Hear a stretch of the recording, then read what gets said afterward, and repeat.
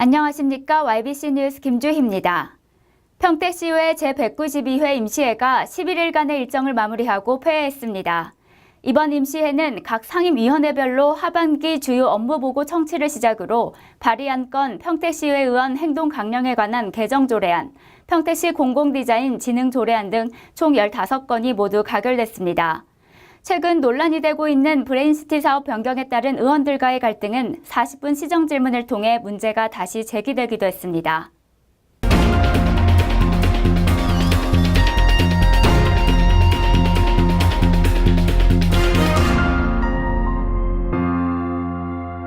(14일) 오전 평택시의회 본회의장. 이번 정례회에서는 평택시의회 의원 행동 강령에 관한 일부 개정 조례안, 평택시 공공디자인 사업 추진에 관한 조례안 등 15개의 안건을 모두 통과시켰습니다. 법안 처리 후 이어진 40분 시정 질문에는 김수희 의원이 브레인시티 사업 최대주주 변경 과정에서 시행사의 재무구조 및 사업의 타당성 검토가 사전에 의회와 이뤄지지 않은 문제점을 지적합니다. 법적 분쟁이 발생할 경우 의회 의결을 받았던 SPC의 민간 사업자와 실제 사업을 수행한 민간 사업자가 불일치하는 문제가 생길 수 있기 때문입니다. 이렇게 답변이 온 것입니다. 질의 문서 자체가 현재 평택시에서 벌어지는 현재 그 상황하고 상의가 됐기 때문에 그런 아마 해석이 나왔지 않나 생각이 들어서 평택시와 또 경기도에서도 이 사항에 대해서 행자부에 정확한 질의를 요청을 해놓은 상태입니다. 김수 의원은 SPC 변경에 대한 출자는 당초 의회 의결을 받았던 내용과 다른 별개의 행위로서 의회가 투자 타당성에 대한 의사결정을 하는데 중요한 영향을 미치는 사항이라며 다시 타당성 검토 의결이 이뤄져야 한다고 주장했습니다.